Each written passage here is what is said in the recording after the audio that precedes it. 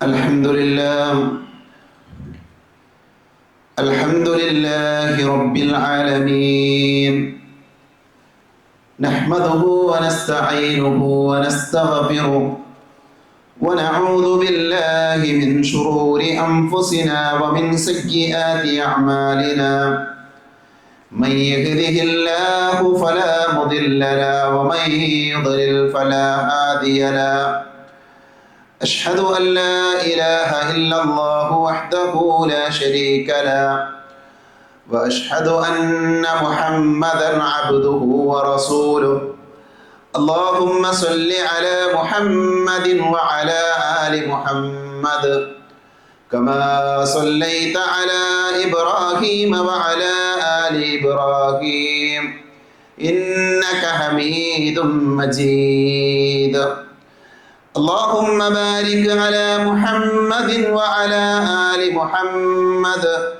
كما باركت على إبراهيم وعلى آل إبراهيم إنك حميد مجيد أما بعد فإن خير الحديث كتاب الله وخير الهدي هدي محمد صلى الله عليه وسلم وشر الأمور محدثاتها وكل محدثة بدعة وكل بدعة ضلالة وكل ضلالة في النار أعوذ بالله من الشيطان الرجيم يا أيها الذين آمنوا اتقوا الله حق تقاته ولا تموتن إلا وأنتم مسلمون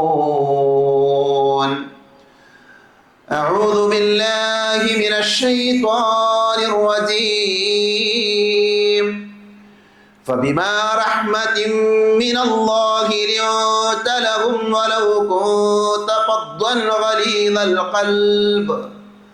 ولو كنت فظا غليظ القلب لانفضوا من حولك فاعف عنهم واستغفر لهم وشاورهم في الأمر فإذا عزمت فتوكل على الله إن الله يحب المتوكلين. പരിശുദ്ധമായ അള്ളാഹുവിൻ്റെ ഭവനത്തിൽ ഒരുമിച്ച് ചേർന്ന സഹോദരങ്ങളെ, സഹോദരികളെ, സർവ്വലോകരക്ഷിതാവായ അള്ളാഹുവിനെ സൂക്ഷിക്കണേ എന്ന് സംസാരിക്കുന്ന എന്നോടും കേൾക്കുന്ന നിങ്ങളോടും വളരെയധികം സ്നേഹത്തോടുകൂടെ ഓർമ്മപ്പെടുത്തുകയാണ്, ഉപദേശിക്കുകയാണ്. മദീനയിലെ പ്രവാചകൻ സല്ലല്ലാഹു അലൈഹി വസല്ലമയുടെ ഒരു സദസ്സിനെ കുറിച്ച് മഹാനായ അനസ് ബിൻ മാലിക് റളിയല്ലാഹു അൻഹു റിവായത്ത് ചെയ്യുന്ന, ഉദ്ധരിക്കുന്ന ഇമാം നസായി റഹ്മത്തുള്ളാഹി അലൈഹി രേഖപ്പെടുത്തിയ സ്വഹീഹായ ഒരു ഹദീസിൽ നമുക്കിങ്ങനെ വായിക്കാൻ സാധിക്കും. അദ്ദേഹം പറയുകയാണ്, കുന്ന ജുലൂസൻ മഅ റസൂലില്ലാഹി സ്വല്ലല്ലാഹു അലൈഹി വസല്ലം, ഞങ്ങൾ നബി സല്ലല്ലാഹു അലൈഹി വസല്ലമയുടെ കൂടെ ഇരിക്കുന്ന സമയത്ത് ഫഖാല, നബി സല്ലല്ലാഹു അലൈഹി വസല്ലമ ഞങ്ങളോട് പറഞ്ഞു, യത്ലുഉ അലൈക്കും അൽആൻ റജുലുൻ മിൻ അഹ്ലിൽ ജന്ന, നിങ്ങളുടെ ഇടയിലേക്ക് ഇപ്പോൾ ഒരു മനുഷ്യൻ വരും, അയാൾ സ്വർഗത്തിൻ്റെ അവകാശിയാണ്, സ്വർഗാവകാശിയാണ്. സ്വാഭാവികമായും ആ സദസ്സിന് കൗതുകമുണ്ടാകും, അവർക്ക് ആഗ്രഹമുണ്ടാകും, ആരാണ് ഈ സദസ്സിലേക്ക് ഇനി ആദ്യം കടന്നു വരുന്നയാൾ, അയാൾ സ്വർഗത്തിൻ്റെ അവകാശിയാണ് എന്നാണ് നബി സല്ലല്ലാഹു അലൈഹി വസല്ലമ പറയുന്നത്. അങ്ങനെ അവരിങ്ങനെ നോക്കി നിൽക്കുന്ന സമയത്ത് ഫതലഅ റജുലുൻ മിനൽ അൻസാർ, അൻസാറുകളിൽപ്പെട്ട ഒരു മനുഷ്യൻ അദ്ദേഹം ആ സദസ്സിലേക്ക് നടന്നു വന്നു. അദ്ദേഹത്തിൻ്റെ പ്രത്യേകത എന്ന് പറഞ്ഞാൽ തൻതിഫു ലഹീലതുഹു മിൻ വുദൂഇഹി, അദ്ദേഹത്തിൻ്റെ താടിയിൽ നിന്ന് വുദുവിൻ്റെ അടയാളങ്ങൾ, വുദു ചെയ്തതിൻ്റെ അവശേഷിക്കുന്ന വെള്ളങ്ങൾ താഴെ കുറ്റി വീഴുന്നുണ്ട്. അതേപോലെ തന്നെ അദ്ദേഹത്തിൻ്റെ പാദരക്ഷകൾ തൻ്റെ കൈകളിൽ പിടിച്ചിട്ടുണ്ട്. വളരെ ദുർബലനായ ഒരു സാധാരണക്കാരനായ മനുഷ്യനാണ് അവരുടെ ഇടയിലേക്ക് കടന്നു വന്നത്. അവരൊന്നും പറഞ്ഞില്ല. അങ്ങനെ രണ്ടാമത്തെ ദിവസം ഇതേപോലെ നബിയുടെ സദസ്സ് നടക്കുകയാണ്. റസൂലുള്ളാഹി പറഞ്ഞു, ഇതാ നിങ്ങളുടെ ഇടയിലേക്ക് ഒരാൾ വരും, അയാൾ സ്വർഗത്തിൻ്റെ അവകാശിയാണ്. ആ സ്വഹാബികൾ നോക്കി നിൽക്കുമ്പോൾ ഇന്നലെ വന്ന അതേ മനുഷ്യൻ അദ്ദേഹം വീണ്ടും ആ സദസ്സിലേക്ക് വരികയാണ്. മൂന്നാമത്തെ ദിവസവും പ്രവാചകൻ സല്ലല്ലാഹു അലൈഹി വസല്ലമ ഇത് ആവർത്തിച്ചു. മൂന്നാമത്തെ ദിവസവും ആ സദസ്സിലേക്ക് ആദ്യം വന്നത് അൻസാറുകളിൽപ്പെട്ട ആ മനുഷ്യനാണ്. അപ്പൊ കൂട്ടത്തിലുള്ള മഹാനായ ഒരു സ്വഹാബി, അദ്ദേഹം ഈ മനുഷ്യൻ സ്വർഗാവകാശിയാണല്ലോ, എന്താണ് അതിന്റെ കാരണം? അയാൾക്ക് സ്വർഗമുണ്ട് എന്ന് നബി സല്ലല്ലാഹു അലൈഹി വസല്ലമ പറഞ്ഞപ്പോൾ ആ പറഞ്ഞതിന്റെ കാരണം അന്വേഷിച്ചുകൊണ്ട് മഹാനായ അബ്ദുല്ലാഹി ഇബ്നു അംർ ഇബ്നു ആസ് റളിയല്ലാഹു അൻഹു ആ മനുഷ്യനെ കുറിച്ച് അന്വേഷിക്കുകയാണ്. അയാൾക്കറിയുന്നില്ല നബി പറഞ്ഞതും ഈ സദസ്സിൽ നടന്ന കാര്യമൊന്നും അയാൾക്കറിയില്ല, അയാൾ ആരും പറഞ്ഞിട്ടുമില്ല. മഹാനായ അബ്ദുല്ലാഹി ഇബ്നു അംർ ഇബ്നു ആസ് റളിയല്ലാഹു അൻഹു ആ സ്വഹാബിയെ പിന്തുടർന്നു. അയാൾ എന്താണ് ചെയ്യുന്നത്? ആ മനുഷ്യന്റെ പ്രത്യേകത എന്താണ്? 3 ദിവസം അയാളുടെ കൂടെ അദ്ദേഹത്തിന്റെ അനുവാദത്തോടു കൂടെ തന്നെ അയാളുടെ വീട്ടിൽ കഴിച്ചുകൂട്ടി. പക്ഷെ മഹാനായ അബ്ദുല്ലാഹി ഇബ്നു അംർ ഇബ്നു ആസ് റളിയല്ലാഹു അൻഹുവിന് ഈ മനുഷ്യൻ മറ്റുള്ള സ്വഹാബികളെക്കാൾ പ്രത്യേകതയുള്ള എന്തെങ്കിലും കാര്യങ്ങൾ ചെയ്യുന്നതോ അല്ലെങ്കിൽ അത്ഭുതപ്പെടുത്തുന്ന വല്ല പ്രവർത്തികൾ ചെയ്യുന്നതൊന്നും കാണുന്നില്ല. സാധാരണ എന്താണോ സ്വഹാബികളൊക്കെ ചെയ്യാറുള്ളത്, അവരുടെ ജീവിതം എങ്ങനെയാണോ അതേപോലെ തന്നെയാണ് ആ മനുഷ്യരും ജീവിക്കുന്നത്. 3 ദിവസം കഴിഞ്ഞപ്പോൾ അബ്ദുല്ലാഹി ഇബ്നു അംർ ഇബ്നു ആസ് റളിയല്ലാഹു അൻഹു അദ്ദേഹത്തോട് പറഞ്ഞു, ഞാൻ നിങ്ങളുടെ അതിഥിയായി നിങ്ങളുടെ കൂടെ കൂടാനുള്ള കാരണം, ഞങ്ങളൊരിക്കൽ നബി സല്ലല്ലാഹു അലൈഹി വസല്ലമയുടെ സദസ്സിലിരിക്കുമ്പോൾ നബി പറഞ്ഞു, ഞങ്ങളുടെ ഇടയിലേക്ക് ഇനി ആദ്യം വരുന്നയാൾ സ്വർഗാവകാശിയാണ്. 3 ദിവസം ഇത് ആവർത്തിച്ചു. 3 തവണയും ആ സദസ്സിലേക്ക് ആദ്യം വന്നത് നിങ്ങളാണ്. അപ്പൊ നിങ്ങളുടെ സ്വഭാവം എന്താണ്, നിങ്ങളുടെ പെരുമാറ്റം എന്താണ്, നിങ്ങൾ എന്താണ് ഞങ്ങളെക്കാൾ കൂടുതൽ ചെയ്യുന്നത് എന്ന് നോക്കാൻ വേണ്ടിയാണ് ഞാൻ ഈ കഴിഞ്ഞ 3 ദിവസങ്ങൾ നിങ്ങളുടെ കൂടെ കഴിച്ചു കൂട്ടിയത്. പക്ഷെ എനിക്കൊന്നും കാണാൻ പറ്റുന്നില്ല. ഞങ്ങളെക്കാൾ കൂടുതൽ വല്ലതും പ്രവർത്തിക്കുന്നത് ചെയ്യുന്നതൊന്നും ഞങ്ങൾ കാണുന്നില്ല. അതുകൊണ്ട് എന്താണ് അള്ളാഹുവിൻ്റെ റസൂൽ അങ്ങനെ പറയാൻ കാരണം? നിങ്ങൾ സ്വർഗാവകാശിയാണ് എന്ന് നബി സല്ലല്ലാഹു അലൈഹി വസല്ലമ പറയുന്നതിന്റെ കാരണം എന്താണ്? ആ മഹാനായ അൻസാറുകളിൽപ്പെട്ട സ്വഹാബി പറയുന്നുണ്ട്, ഞാൻ നിങ്ങളെക്കാൾ ഒന്നും പ്രവർത്തിക്കുന്നില്ല, ഞാൻ നിങ്ങളെക്കാൾ കൂടുതൽ അമലുകളൊന്നും ചെയ്യുന്നയാളല്ല. പക്ഷെ അദ്ദേഹത്തിന്റെ പ്രത്യേകതയായി അദ്ദേഹം പറഞ്ഞത്, ഗൈറ അന്നി ലാ അജിദു ഫീ നഫ്സി ലിഅഹദിൻ മിനൽ മുസ്ലിമീന ഗിശ്ശൻ വലാ അഹ്സുദു അഹദൻ അലാ ഖൈരി അതാഹു അല്ലാഹു ഇയ്യാഹു. ഈ വാചകം പറയാനാണ്, ഈ ഹദീസിന്റെ അവസാന വാചകത്തിൽ അൻസാറുകളിൽപ്പെട്ട ആ വ്യക്തിയുടെ വാചകം നമ്മുടെ മനസ്സിൽ കയറി നമ്മുടെ മനസ്സിന്റെ ഉള്ളിലേക്ക് പ്രവേശിപ്പിക്കാനാണ് ഞാൻ എൻ്റെ ഖുത്ബയുടെ ആമുഖത്തിൽ ഈ ചരിത്രം പറയുന്നത്. എന്താ അദ്ദേഹം പറഞ്ഞ വാചകം? അദ്ദേഹം പറഞ്ഞത്, വിശ്വാസിയായ ഒരാളോടും എൻ്റെ മനസ്സിലൊരു വെറുപ്പുമില്ല. സുബ്ഹാനല്ലാഹ്. വിശ്വാസിയായ ഒരാളോടും എൻ്റെ മനസ്സിൽ ഒരു വെറുപ്പുമില്ല. അള്ളാഹു നൽകിയ വിഷയത്തിൽ ഒരാളോടും എനിക്ക് അസൂയയില്ല. അള്ളാഹു എന്തെങ്കിലും ഒരാൾക്ക് നൽകിയിട്ടുണ്ടെങ്കിൽ അതിലെനിക്ക് അസൂയയില്ല. പ്രിയപ്പെട്ടവരെ, ഈ വെള്ളിയാഴ്ച ദിവസം ഖുത്ബയുടെ ആദ്യം തന്നെ ഈ ചരിത്രം കേൾക്കുമ്പോൾ നമ്മുടെ മനസ്സറിഞ്ഞ് നമുക്ക് പറയാൻ പറ്റും, എൻ്റെ ജീവിതത്തിൽ വിശ്വാസിയായ എനിക്ക്, മുസ്ലിമായ വേണ്ട ഒരാളോടും എനിക്ക് യാതൊരു വിധത്തിലും വെറുപ്പില്ലാത്തയാളാണ്, പകയില്ലാത്തയാളാണ്, വിദ്വേഷമില്ലാത്തയാളാണ് എന്ന് നമുക്ക് പറയാൻ പറ്റും. നബി സല്ലല്ലാഹു അലൈഹി വസല്ലം വെറുതെയല്ല അയാൾ സ്വർഗാവകാശിയാണ് എന്ന് പറഞ്ഞത്. അയാൾക്ക് സ്വർഗം കിട്ടാനുള്ള കാരണം എന്താണ്? അദ്ദേഹം ചെയ്ത പ്രവൃത്തി എന്താ? മറ്റുള്ളവർ ചെയ്യുന്നതിനേക്കാൾ കൂടുതലൊന്നും അയാൾ ചെയ്തിട്ടില്ല. പക്ഷെ അയാൾക്ക് ഒരാളോടും വെറുപ്പില്ലാതെ, പകയില്ലാതെ, വിദ്വേഷമില്ലാതെ, ദേഷ്യമില്ലാതെ അയാളുടെ ജീവിതത്തെ മുന്നോട്ട് കൊണ്ടുപോകാൻ ആ മനുഷ്യന് കഴിഞ്ഞു എന്നുള്ളതാണ് അയാൾക്ക് സ്വർഗമുണ്ട് എന്ന് മഹാനായ റസൂലുള്ളാഹി സ്വല്ലല്ലാഹു അലൈഹി വസല്ലമ പഠിപ്പിക്കാൻ കാരണം. അതുകൊണ്ട് ഈ ഖുത്ബയിൽ നമുക്ക് കിട്ടേണ്ട പാഠം എന്താ അറിയോ? വെള്ളിയാഴ്ചകൾ നമുക്ക് ഉപകാരപ്പെടണമെങ്കിൽ നമ്മൾ കേൾക്കുന്ന കാര്യങ്ങൾ നമ്മുടെ ജീവിതത്തിലേക്ക് കൊണ്ടുവരണം. അതുകൊണ്ട് തന്നെ വിശ്വാസി നേടിയെടുക്കേണ്ട സവിശേഷമായ ഗുണമാണ് മറ്റുള്ളവരോട് വിട്ടുവീഴ്ച കാണിക്കുക. അപ്പോഴാണ് നമുക്ക് ഒരാളോട് വെറുപ്പില്ലാതിരിക്കുക. മറ്റുള്ളവർക്ക് മാപ്പ് കൊടുക്കുന്ന, മറ്റുള്ളവരോട് ക്ഷമിക്കുന്ന ആളുകളായി നമ്മൾ മാറിയാൽ നമുക്ക് സ്വർഗം നേടാം. നമ്മുടെ ആത്യന്തികമായ ലക്ഷ്യം എന്താ? സ്വർഗമാണ്. സ്വർഗം ലഭിക്കാനുള്ള ഒരു വഴി എന്താണ്? മറ്റുള്ള ആളുകൾക്ക് വിട്ടുവീഴ്ച ചെയ്തു കൊടുക്കുക എന്നുള്ളതാണ്. മനുഷ്യന്മാരുടെ ഇടയിൽ പലതരത്തിലുള്ള പ്രശ്നങ്ങളുണ്ട്. ഒരുപാട് പ്രശ്നങ്ങൾ മനുഷ്യരുടെ ഇടയിലുണ്ട്. രാജ്യങ്ങൾ തമ്മിൽ പ്രശ്നങ്ങളുണ്ട്, കുടുംബങ്ങളുടെ ഇടയിൽ പ്രശ്നമുണ്ട്, വ്യക്തികൾ തമ്മിൽ പ്രശ്നമുണ്ട്, ഭാര്യയും ഭർത്താവും തമ്മിൽ പ്രശ്നമുണ്ട്, മാതാപിതാക്കളും മക്കളും തമ്മിൽ പ്രശ്നമുണ്ട്, അനുജന്മാർ തമ്മിൽ പ്രശ്നമുണ്ട്, പല രീതിയിൽ മനുഷ്യരുടെ ഇടയിൽ പ്രശ്നങ്ങളുണ്ട്. ഈ പ്രശ്നങ്ങളുടെയൊക്കെ അകൽച്ചകളുടെയൊക്കെ കാരണങ്ങൾ ഉണ്ടാകാം. ഒരുപക്ഷെ നമ്മൾ വേദനിച്ചിട്ടുണ്ടാകാം, നമ്മൾ അവരെ വേദനിപ്പിച്ചിട്ടുണ്ടാകാം, നമുക്ക് നഷ്ടം പറ്റിയിട്ടുണ്ടാകാം, അവർക്ക് നഷ്ടമുണ്ടാകാം, സബബുകൾ ഉണ്ടാകാം, കാരണങ്ങൾ ഉണ്ടാകാം. എന്നാൽ സഹോദരങ്ങളെ, വിശ്വാസികൾ നേടിയെടുക്കേണ്ട വിട്ടുവീഴ്ച എന്ന് പറയുന്ന ഈ മഹത്തായ സ്വഭാവം നമ്മളിൽ ഉണ്ടായിരുന്നുവെങ്കിൽ ഇന്ന് നമ്മുടെ സമൂഹത്തിലുള്ള അകൽച്ചകൾ, വിട്ടുവീഴ്ചകൾ, നമ്മുടെ സമൂഹത്തിലുള്ള അകൽച്ചകൾ, വിദ്വേഷങ്ങൾ, വെറുപ്പുകൾ ഇല്ലാതെയാകുമായിരുന്നു. അതുകൊണ്ട് തന്നെ നമ്മൾ പഠിക്കേണ്ട പാഠമാണ്. മറ്റുള്ളവരോട് നമ്മൾ എന്ത് ചെയ്യണം? വിട്ടുവീഴ്ച കാണിക്കാൻ നമ്മൾ തയ്യാറാകണം. പലപ്പോഴും ഇത്തരം വിഷയങ്ങൾ പഠിക്കുമ്പോഴും വായിക്കുമ്പോഴും ഒക്കെ തോന്നിയിട്ടുള്ള ഒരു കാര്യം, നമ്മളിൽ ചില ആളുകൾ, ചില മനുഷ്യന്മാർ ഒന്ന് വിട്ടുവീഴ്ച കാണിച്ചിരുന്നെങ്കിൽ, ഒന്ന് മാപ്പ് കൊടുക്കാൻ തയ്യാറായിരുന്നെങ്കിൽ, ഒന്ന് ക്ഷമിച്ചിരുന്നുവെങ്കിൽ ഒരുപക്ഷെ നീണ്ട വർഷങ്ങൾ, ആ കാലങ്ങളോളം മിണ്ടാതെ നടന്ന പിണക്കങ്ങൾ തീരുമായിരുന്നു. എത്രയോ ഭാര്യയും ഭർത്താവും തമ്മിൽ തൊലാക്കുകളിലെത്തിയത് വിട്ടുവീഴ്ച ചെയ്യാനുള്ള മനസ്സില്ലാത്തത് കൊണ്ടാണ്. മക്കളും രക്ഷിതാക്കളും തമ്മിൽ അകന്നത് വിട്ടുവീഴ്ചയുടെ മനസ്സില്ലാത്തത് കൊണ്ടാണ്. ഉമ്മമാരിൽ നിന്ന് മക്കൾ ഓടിപ്പോയത് വിട്ടുവീഴ്ച ചെയ്യാൻ സാധിക്കാത്തത് കൊണ്ടാണ്. ജ്യേഷ്ഠനാനുജന്മാർ തമ്മിൽ പരസ്പരം പിണങ്ങി കഴിയുന്നത് ക്ഷമിക്കാനുള്ള കഴിവില്ലാത്തത് കൊണ്ടാണ്. അതുകൊണ്ട് തന്നെ ഈ വിഷയം പ്രസക്തമാണ് എന്ന് ഞാൻ പറയാതെ തന്നെ നമുക്ക് എല്ലാവർക്കും അറിയാം. നമ്മുടെ കഴിഞ്ഞ ഇന്നലകൾ നമ്മളൊന്നെടുത്ത് പരിശോധിച്ചു നോക്കിയാൽ, നമ്മൾ വിട്ടുവീഴ്ച കാണിച്ചാൽ ചില ആളുകൾ നമ്മൾ ഇന്ന് അകന്നു പോകുമായിരുന്നില്ല. നമ്മളൊന്ന് മാപ്പ് കൊടുത്തിരുന്നുവെങ്കിൽ അവർ ഇന്നും നമ്മുടെ കൂടെ ഉണ്ടാകും. നമ്മളെ കാണുമ്പോൾ ചിരിക്കുന്ന അവസ്ഥ ഉണ്ടാകും, നമുക്ക് കൈ തരുന്ന അവസ്ഥ ഉണ്ടാകും, നമ്മളോട് സലാം പറയുന്ന അവസ്ഥ ഉണ്ടാകും. എന്തേ അതില്ലാതെയായത്?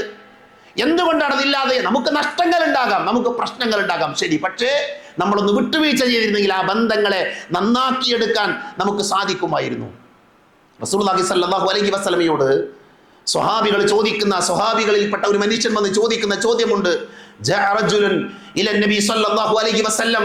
ഒരു മനുഷ്യൻ നബിയുടെ സമീപത്തേക്ക് വന്നു. അയാൾ ചോദിക്കണം, യാ റസൂലല്ലാഹ്, അല്ലാഹുവിന്റെ പ്രവാചകരെ, കം നഅഫു അനിൽ ഖാദിം, ഞാൻ എൻ്റെ ഭൃത്യനോട്, എന്നെ സഹായിക്കുന്ന, ഞാൻ കൂലി കൊടുത്ത് വളർത്തുന്ന, ഞാൻ ജോലിക്ക് വെച്ച എന്നെ സഹായിക്കുന്നയാളോട് ഞാൻ ഒരു ദിവസം എത്ര തവണ ക്ഷമിക്കണം? ഞാൻ ഒരു ദിവസം എത്ര തവണ വിട്ടുവീഴ്ച കാണിക്കണം? റസൂലുള്ളാഹി സ്വല്ലല്ലാഹു അലൈഹി വസല്ലം മിണ്ടാതിരുന്നു. നബി മിണ്ടാതിരുന്നു. അയാൾ വീണ്ടും ആ ചോദ്യം ആവർത്തിച്ചു. അപ്പോഴും നബി സ്വല്ലല്ലാഹു അലൈഹി വസല്ലം മിണ്ടാതിരുന്നു. മൂന്നാമത്തെ തവണയും അയാൾ ഈ ചോദ്യം ഉന്നയിച്ചു, നബിയെ, ഞാൻ എൻ്റെ ഖാദിമയോട്, എൻ്റെ ഭൃത്യനോട് ഞാൻ എത്ര തവണ ക്ഷമിക്കണം? റസൂലുള്ളാഹി സ്വല്ലല്ലാഹു അലൈഹി വസല്ലം പറഞ്ഞു, ഫീ കുല്ലി യൗമിൻ 70 മറ, ഒരു ദിവസം നീ 70 തവണ നിന്റെ ഖാദിമ നിനക്ക് പ്രയാസമുണ്ടാക്കിയാലും ബുദ്ധിമുട്ടുണ്ടാക്കിയാലും നിന്നെ വേദനിപ്പിച്ചാലും നീ പറഞ്ഞതനുസരിച്ചിട്ടില്ല എങ്കിലും നീ ക്ഷമിക്കണമെന്ന് റസൂലുള്ളാഹി സ്വല്ലല്ലാഹു അലൈഹി വസല്ലമ പഠിപ്പിച്ചത് ഇമാം അബൂദാവൂദ് ഉദ്ധരിക്കുന്ന ഹദീസിൽ കാണാൻ പറ്റും. 70 വട്ടം വേണ്ട, 7 പ്രാവശ്യം വേണ്ട, 1-2 തവണ ഒരു ദിവസം നമ്മുടെ ജീവിതത്തിൽ നാം ക്ഷമിച്ചിരുന്നുവെങ്കിൽ നമ്മുടെ ജീവിതം അത്ഭുതങ്ങൾ നിറഞ്ഞതാകും. നമ്മുടെ ആളുകൾ സ്നേഹത്തോടെ പെരുമാറും, നമ്മുടെ കൂടെ ആളുകൾ ഉണ്ടാകും, നമ്മളെ ഇഷ്ടപ്പെടുന്ന, നമുക്ക് വേണ്ടി പ്രാർത്ഥിക്കുന്ന ആൾക്കാരുണ്ടാകും. നോക്കൂ നിങ്ങൾ, ഉഹദിന്റെ രണാങ്കണം, ഉഹദ് യുദ്ധത്തിന്റെ രംഗം എത്ര വൈകാരികമാണ്. ചരിത്രത്തിന്റെ താളുകളിൽ വിശ്വാസികൾ വല്ലാത്തൊരു മാനസികാവസ്ഥയിലാണ് ഉഹദിന്റെ ചരിത്രം വായിക്കുക. പ്രവാചകൻ സല്ലല്ലാഹു അലൈഹി വസല്ലമ ബദറിൽ വിജയം വരിച്ച ആളുകളാണ് സ്വഹാബികൾ. ഉഹദ് യുദ്ധവും കടന്നു വന്നു. പ്രവാചകൻ സല്ലല്ലാഹു അലൈഹി വസല്ലമ യുദ്ധത്തിനുള്ള തയ്യാറെടുപ്പ് നടത്തി. പ്രവാചകൻ സല്ലല്ലാഹു അലൈഹി വസല്ലമ ചില സ്വഹാബികളെ ഒരു കുന്നിന്റെ മുകളിൽ പ്രവാചകൻ പോയി നിർത്തുന്നുണ്ട്. എല്ലാവർക്കും ചരിത്രം അറിയാം. നബി പറഞ്ഞ വാചകം എന്താണ്? ഇതാ, ആ കുന്നിന്റെ മുകളിൽ നിന്ന് എൻ്റെ അനുവാദമില്ലാതെ നിങ്ങൾ ഇറങ്ങി വരാൻ പാടില്ല. എൻ്റെ അനുവാദം കിട്ടാതെ ഇവിടെ എന്ത് സംഭവിച്ചാലും, ഈ യുദ്ധക്കളത്തിൽ എന്ത് സംഭവിച്ചാലും നിങ്ങൾ ഒരാളും അവിടുന്ന് ഇറങ്ങിപ്പോരാൻ പാടില്ല. യുദ്ധം നടന്നു, വിശ്വാസികൾ വിജയിച്ചു. വിശ്വാസികൾ ഗനീമത്ത് സ്വത്ത് വാരിക്കൂട്ടുന്ന കാഴ്ചയാണ് കുന്നിന്റെ മുകളിൽ നിന്ന് ആളുകൾ കാണുന്നത്, വിശ്വാസികൾ കാണുന്നത്. അവർക്ക് സന്തോഷമായി. അവരുടെ മനസ്സിൽ ഒന്നുമില്ല. അവർ വിചാരിച്ചത് യുദ്ധം കഴിഞ്ഞു, ശത്രുക്കൾ ഓടിപ്പോയി. സ്വഹാബികൾ, വിശ്വാസികൾ ഗനീമത്ത് സ്വത്ത് വാരിയാണ്, വേറെ പ്രശ്നങ്ങളൊന്നുമില്ല. അവർ ആ മലയുടെ മുകളിൽ നിന്ന് അല്ലാഹുവിന്റെ റസൂലിന്റെ അനുവാദമില്ലാതെ അവരിറങ്ങി വന്നു. എന്താ സംഭവിച്ചത്? അന്ന് വിശ്വാസിയല്ലാത്ത ഖാലിദ് ബിൻ വലീദിന്റെ നേതൃത്വത്തിൽ ഈ അവസരം മുതലാക്കി ആ കുന്നിന്റെ മുകളിലൂടെ ഒരു സംഘം പിറകിലൂടെ വന്ന് പുന്നാര നബിയെയും സ്വഹാബികളെയും ആക്രമിച്ചു. രണ്ടാമത് യുദ്ധമുണ്ടായി.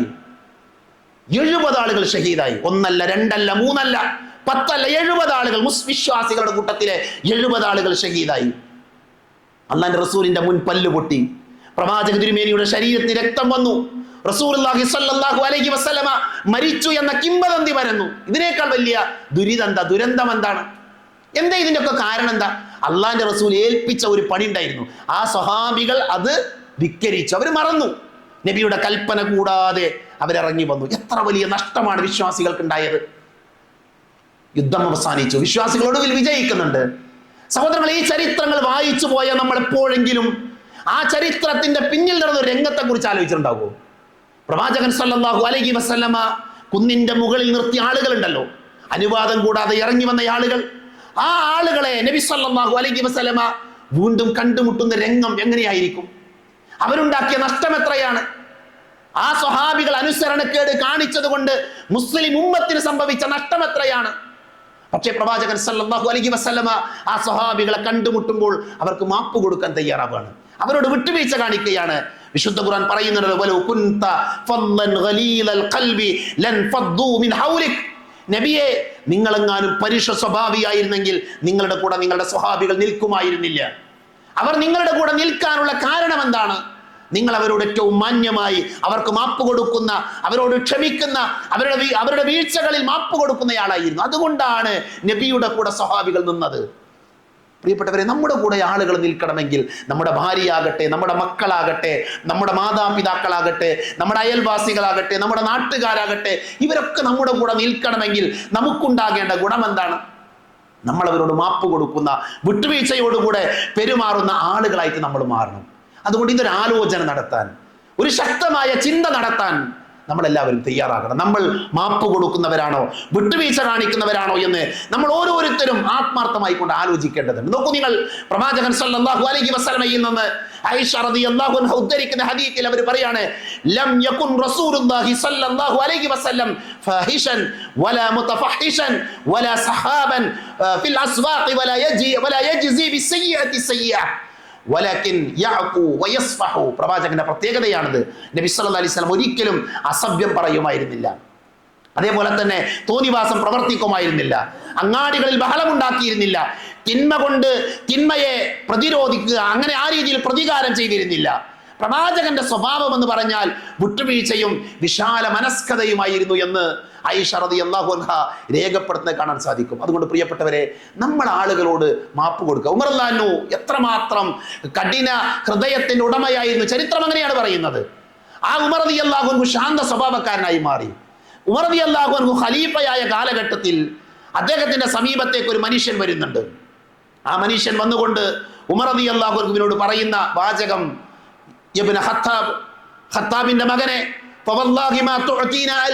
നിങ്ങൾ ഭരണാധികാരിയാണ്. ഉമറിന്റെ മുഖത്ത് നോക്കി പറഞ്ഞ വാചക റളിയല്ലാഹു അൻഹു, നിങ്ങൾ ഭരണാധികാരിയാണ്, നിങ്ങൾ നീതി കാണിക്കുന്നില്ല. ലോകം കണ്ട ഏറ്റവും നീതിമാനായ ഭരണാധികാരി ഉമർ റളിയല്ലാഹു അൻഹു, അദ്ദേഹത്തോട് പറയുന്ന വാചക, നിങ്ങൾ നീതി കാണിക്കില്ല എന്ന്. ഉമർ റളിയല്ലാഹു അൻഹു ദേഷ്യം വന്നു.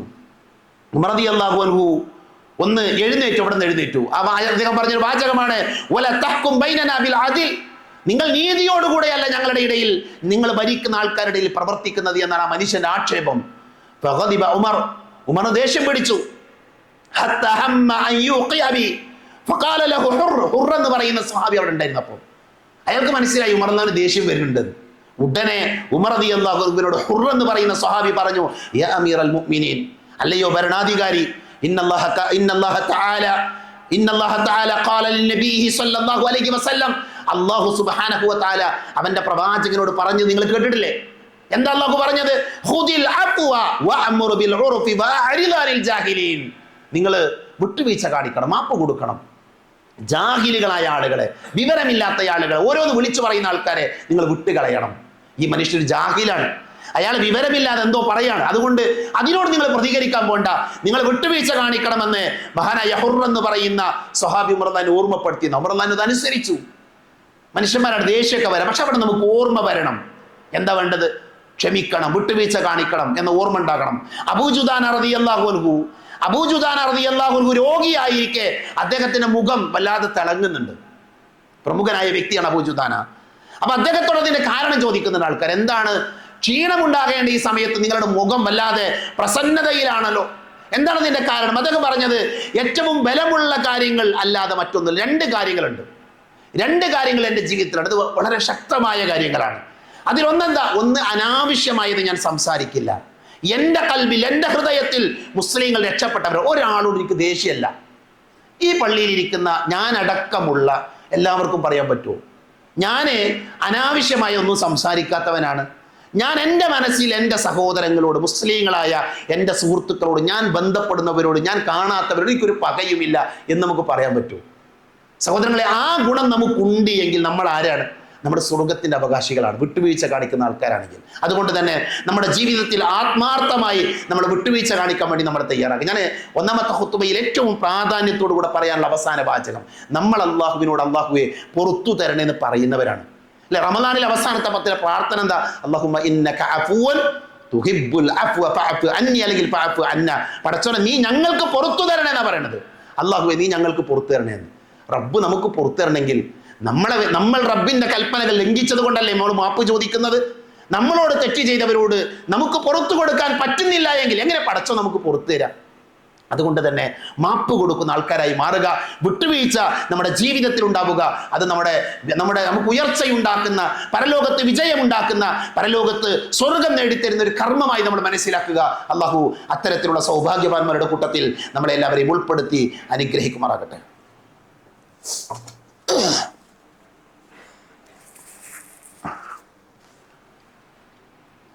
അൽഹംദുലില്ലാഹ് അൽഹംദുലില്ലാഹി അല്ലദീ അല്ലമ ബിൽ ഖലം അല്ലമ അൽ ഇൻസാന മാ ലം യഅലം വസ്സലാത്തു വസ്സലാമു അലാ അഷ്റഫിൽ മുർസലീൻ വഅലാ ആലിഹി വഅസ്ഹാബിഹി അജ്മഈൻ. അമ്മാ ബഅദ്.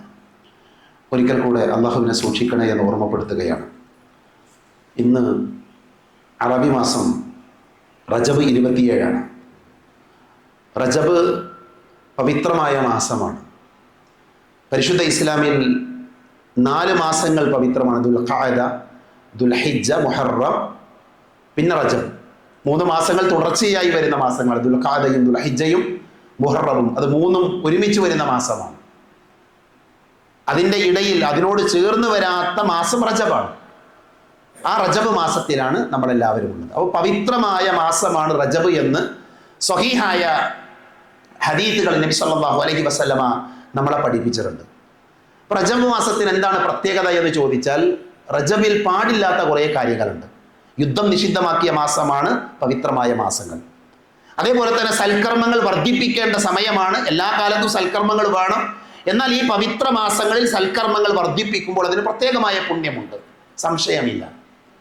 പക്ഷെ ഞാൻ ഇന്നത്തെ ഖുത്ബയിൽ റജബ് 27 കുറിച്ച് പറയാൻ കാരണം, ഒരുപക്ഷെ ഇന്ന് മുസ്ലിം സമൂഹത്തിലെ ചില ആൾക്കാർ നോമ്പ് നോറ്റിട്ടുണ്ടാകും. റജബ് 27 പ്രത്യേകമായ നോമ്പ് നോറ്റ ആൾക്കാരുണ്ടാകും.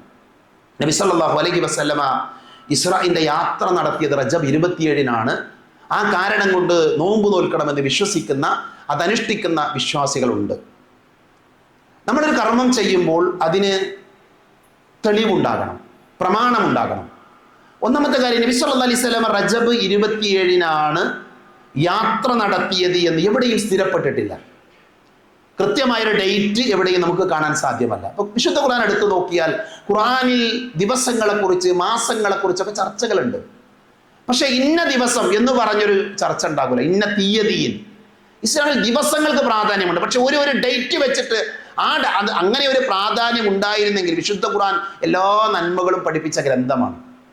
ഇപ്പം നബി സല്ലല്ലാഹു അലൈഹി വസല്ലമ ജനിച്ച ദിവസത്തിന് നമ്മൾ പ്രത്യേകത കൽപ്പിക്കണം, നമ്മളന്ന് പ്രത്യേക ആഘോഷം സംഘടിപ്പിക്കണം എന്നുണ്ടായിരുന്നെങ്കിൽ ആ ഡേറ്റ് വെച്ച് ഖുർആനിൽ നമ്മളോട് കൽപ്പിക്കുമായിരുന്നു, അല്ലെങ്കിൽ ഹദീസിൽ പറയുമായിരുന്നു.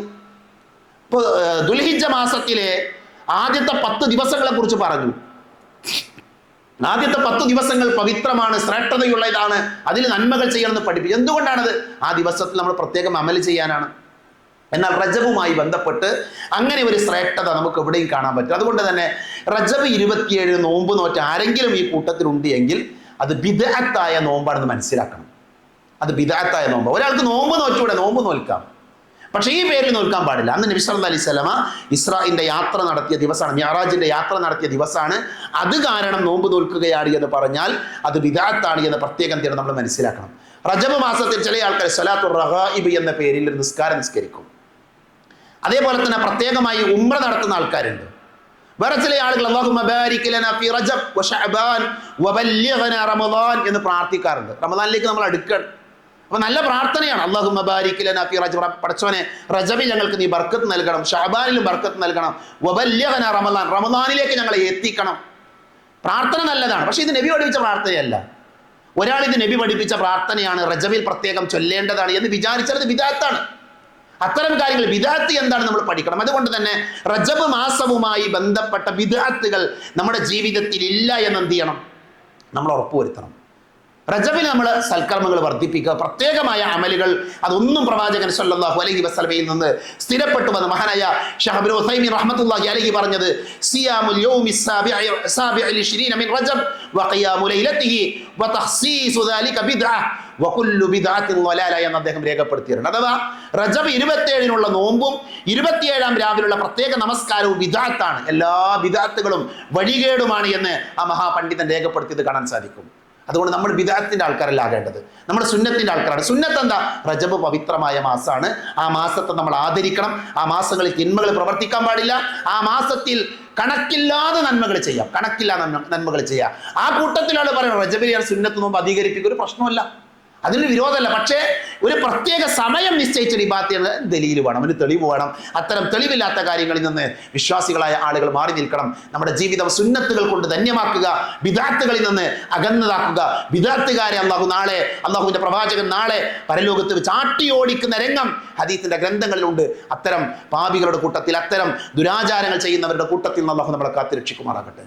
നമ്മുടെ കൂട്ടത്തിൽ രോഗികളായ ധാരാളം ആളുകളുടെ അള്ളാഹു അവർക്ക് ശിഫ നൽകുമാറാകട്ടെ.